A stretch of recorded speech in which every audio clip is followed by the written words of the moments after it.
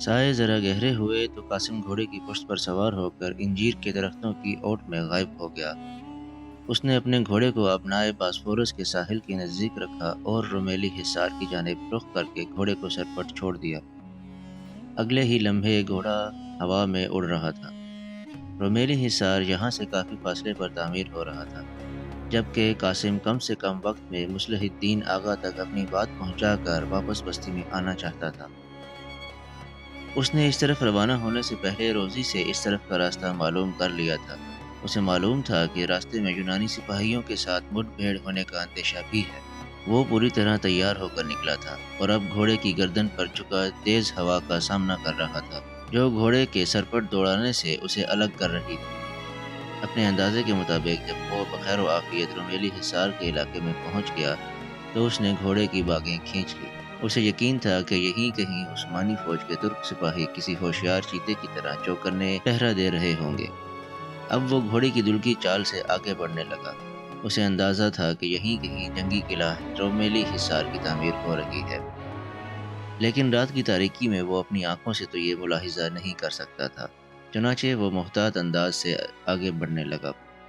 دن کی روشنی میں وہ جب ایک مرتبہ رومیلی حصار کی جانب آیا تھا تو اس وقت اس نے عام شاہراہ کا لمبا راستہ اختیار کیا تھا۔ آج وہ کم وقت میں اور خفیہ طریقے سے اس طرف آنا چاہتا تھا۔ یہی وجہ تھی کہ اس نے ساحل کے ساتھ ساتھ چلتے ہوئے انجیر کے گھنے درختوں کا راستہ اختیار کیا۔ ابھی وہ کچھ سوچ ہی رہا تھا کہ اسے اپنے سامنے آہٹ سنائی دی، اور پھر اگلے لمحے اسے مسلمان سپاہیوں کا ایک پورا دستہ نظر آیا، جو ایک ساتھ پہلے درختوں اور جھاڑیوں کی اوٹ میں تھا۔ ترک سپاہیوں نے قاسم کو اپنے نرغے میں لے لیا۔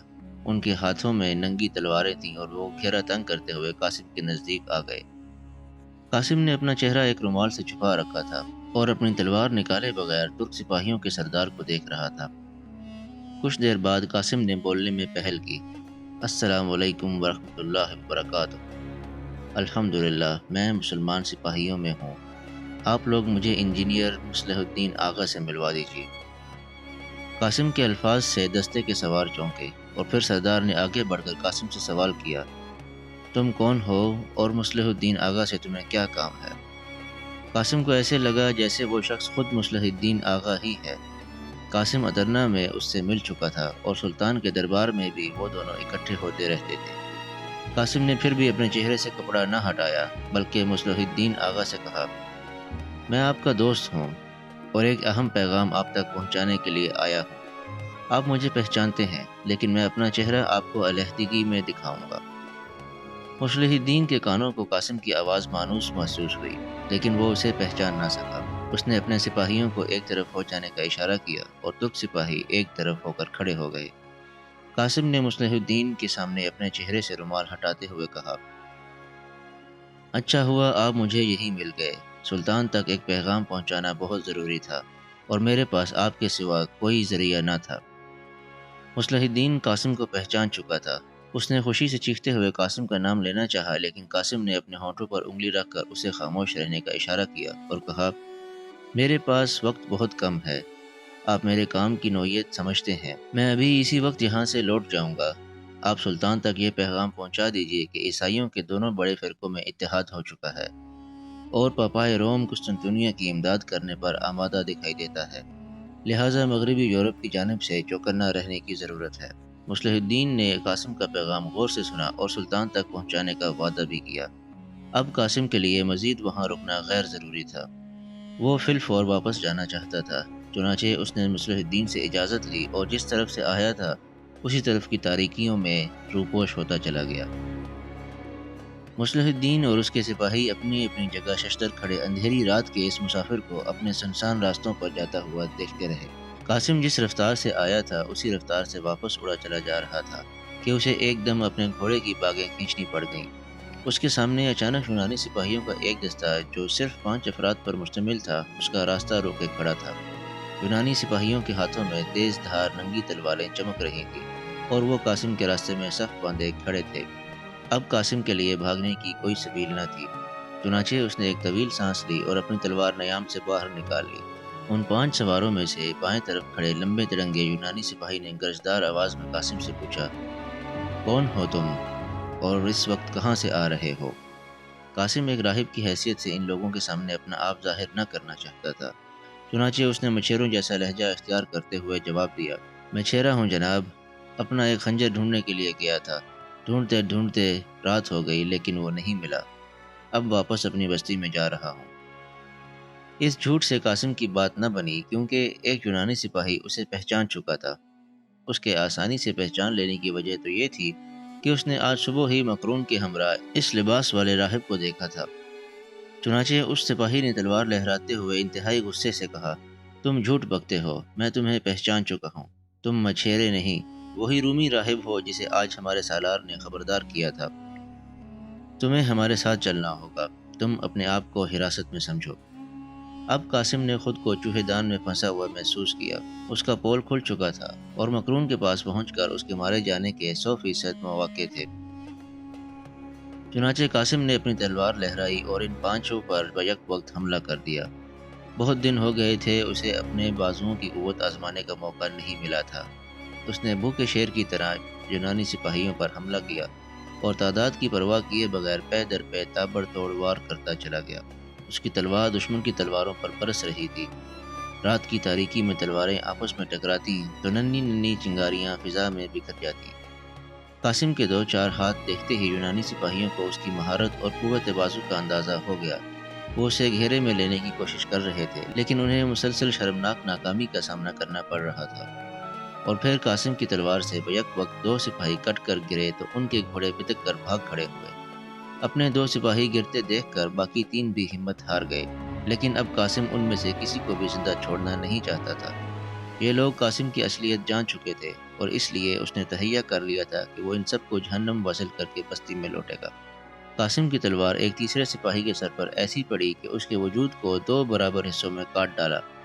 یہ ہیبت ناک منظر باقی 2 سپاہیوں کے لیے ناقابل برداشت تھا، چنانچہ انہوں نے راہ فرار اختیار کی اور لڑائی چھوڑ کر اپنے گھوڑوں کو ایڑ لگا دی۔ ان کا رخ رومیلی حصار کی طرف تھا۔ قاسم نے بھی اپنا گھوڑا ان کے پیچھے چھوڑ دیا اور دوڑتے ہوئے گھوڑے کی لگامیں چھوڑ کر زمین کے ساتھ لٹکی اپنی کمان اتار لی۔ اگلے ہی لمحے قاسم کا ایک سنسناتا ہوا تیر کمان سے نکل کر ایک سپاہی کے عقب میں لپکا، لیکن رات کی تاریکی میں دوڑتے ہوئے گھوڑے سے چلایا گیا تیر مفرور یونانی سپاہی کو لگنے کی بجائے اس کے گھوڑے کی پشت میں پیوست ہو گیا۔ گھوڑا بدک کر بری طرح اچھلا اور پھر اپنے سوار کو اپنی پیٹھ پر سے گرانے کے لیے بری طرح کودنے لگا۔ یونانی سپاہی موت کے خوف سے گھوڑے کی پیٹھ پر اپنا توازن برقرار نہ رکھ سکا اور گر پڑا، لیکن بدقسمتی سے اس کا پاؤں گھوڑے کی رکاب میں پھنسا رہ گیا۔ دوڑتے ہوئے زخمی گھوڑے نے اپنے سوار کی مطلق پرواہ نہ کی اور اسے لیے ہوئے جنگل کے اندر دوڑتا چلا گیا۔ گرے ہوئے سپاہی کا سر پتھریلی زمین کے ساتھ مسلسل ٹکریں کھاتا جا رہا تھا۔ قاسم نے سوچا کہ اس سپاہی کی بچنے کی کوئی امید نہیں کی جا سکتی، چنانچہ اس نے ایک لمحے کے لیے بھی رکنے کی کوشش نہ کی اور آخری یونانی سپاہی کے خاتمے کے لیے برابر تیز رفتاری سے بڑھتا رہا۔ اب مفرور صرف ایک تھا اور وہ جس طرف بھی جاتا قاسم اس کے پیچھے تھا، لیکن اس سے پہلے کہ قاسم اس کو جا لیتا، رومیلی حصار کے قریب پہنچ جانے کی وجہ سے ترک پہرے داروں نے اسے دیکھ لیا تھا۔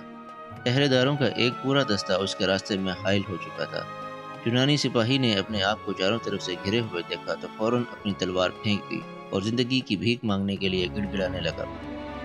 اب قاسم جیسے غیرت مند جنگجو کے لیے ضروری تھا کہ اسے زندہ چھوڑ دیتا، لیکن وہ قاسم کے راز سے واقف ہو چکا تھا اور یہ بات اس کے بڑے مقصد کے لیے نقصان دہ ثابت ہو سکتی تھی۔ اس لیے قاسم نے اسے قتل کرنے کی بجائے مسلمان سپاہیوں کو بآواز بلند پکارا اور کہا، یہ یونانی سپاہی ہے، اسے گرفتار کر لو۔ صلاح الدین آغا کے پہرے دار آگے بڑھے اور یونانی سپاہی کو حراست میں لے لیا۔ قاسم یہ بھی نہ چاہتا تھا کہ مچھیروں کی بستی میں اس کی موجودگی کا راز مسلمان سپاہیوں پر آشکار ہو۔ یہی وجہ تھی کہ اس نے کچھ سوچ کر صلاح الدین آغا کا نام پکارا، لیکن مسلمان پہرے داروں نے اسے بتایا کہ ان کا سردار اس وقت ان کے ساتھ نہیں۔ مسلمان پہرے دار قاسم کو دوسری بار دیکھ رہے تھے، لیکن وہ اسے پہچان چکے تھے۔ قاسم نے مسلمان پہرے داروں کو حکم دیا کہ وہ اس قیدی کو ان کے حوالے کر دیں یا اسی وقت افشائے راز کے خوف سے ہلاک کر دیں، کیونکہ وہ ایک اہم راز جان چکا تھا۔ قاسم کی بات مکمل ہوتے ہی ایک ترک سپاہی آگے بڑھا اور ایک لمحے کی دیر کیے بغیر یونانی فوجی کے پیٹ میں ایک لمبا نیزہ اتار دیا۔ فضا ایک بزدلانہ چیخ سے گونجی اور یونانی سپاہی تڑپ کر ڈھیر ہو گیا۔ اب قاسم ایک بار پھر بستی کی جانب اڑا جا رہا تھا۔ وہ جلد سے جلد اپنے ٹھکانے پر پہنچ جانا چاہتا تھا اور پھر اپنی روانگی سے ٹھیک 1 گھنٹے بعد قاسم اپنی جھونپڑی کے عقب میں نمودار ہوا۔ وہ چند لمحے پہلے ہی اپنے گھوڑے سے اتر کر پیدل اپنی رہائش گاہ کی طرف جا رہا تھا۔ اسے اپنی جھونپڑی کے روزنوں سے ٹمٹماتے ہوئے چراغ کی لو نظر آئی۔ اس نے جھونپڑی کے عقب میں ہی ایک جھاڑی کے ساتھ گھوڑا باندھا اور خود سامنے کی طرف سے جھونپڑی کے دروازے پر نمودار ہوا۔ لیکن دروازے سے باہر اندھیرے میں کسی کو بیٹھا ہوا دیکھ کر وہ ٹھٹکا۔ دوسرے ہی لمحے وہ روزی کو پہچان چکا تھا۔ قاسم بے دھڑک روزی کے نزدیک پہنچا تو روزی نے مسکراتے ہوئے اس کا استقبال کیا اور کسی قدر شوخی سے کہا، جھونپڑی کے اندر مقدس باپ خصوصی عبادت میں مصروف ہیں۔ انہوں نے مجھے یہاں بیٹھنے کا حکم دیا ہے تاکہ میں کسی کو اندر نہ جانے دوں، لہٰذا آپ اندر نہیں جا سکتے۔ قاسم روزی کی بات سے ہنس دیا اور اس نے روزی کو اس کی حکمت عملی پر داد دی۔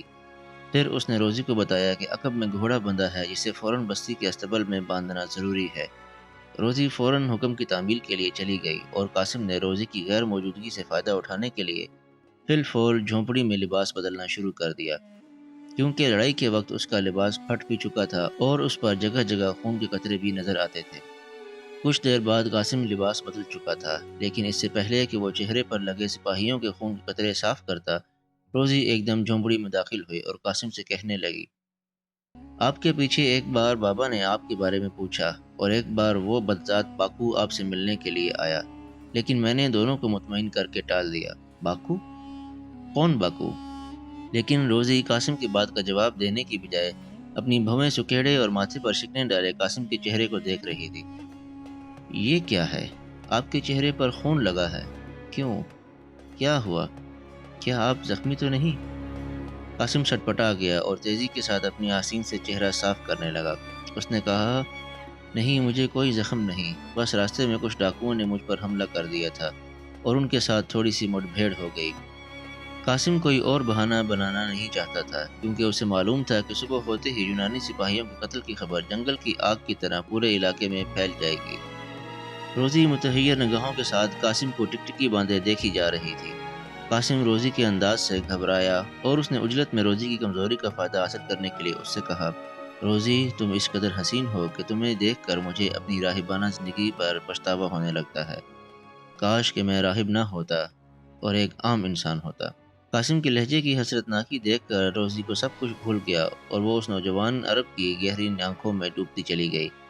قاسم کا تیر نشانے پر بیٹھا تھا اور روزی مزید کچھ سوال کرنے سے باز آ گئی تھی۔ اب قاسم نے روزی کو جانے کی اجازت دے دی تاکہ وہ اپنے خون آلود لباس کو دھو سکے۔ روزی چلی گئی اور قاسم لڑائی کے تمام نشانات مٹا کر سو گیا۔ لیکن اگلی صبح پورے علاقے کے لیے قیامت خیز تھی۔ 5 یونانی سپاہیوں کے قتل کی خبر آبنائے باسفورس سے لے کر قصر قسطنطنیہ تک پھیل چکی تھی۔ آج مقرون کسی پاگل کتے کی طرح جگہ جگہ دوڑتا پھر رہا تھا۔ اس نے ہر چوکی کا چکر لگایا، بہت سی بستیوں اور دیہاتوں کے باشندوں کو الٹی سیدھی دھمکیاں دیں، شہنشاہ کو اطلاع بھیجنے کے لیے کچھ خاص لوگ روانہ کیے اور خود 400 افراد کے ایک مسلح دستے کی تیاری میں مصروف ہو گیا۔ وہ رومیلی حصار پر کام کرنے والے مسلمانوں کو ختم کرنا چاہتا تھا۔ اگر آپ کو یہ ویڈیو پسند آئی ہو تو اس کو لائک کیجئے، شیئر کیجئے، چینل کو سبسکرائب کیجئے اور بیل آئیکن کو پریس کر دیجئے تاکہ آئندہ آنے والی تمام ویڈیوز آپ کو باقاعدگی سے مل سکیں۔